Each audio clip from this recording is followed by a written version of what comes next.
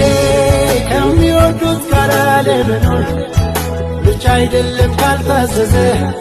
ወይ ጉዴ ሰው ለምክንያት ይገናኛል ቢያዝን ሲከተከዘ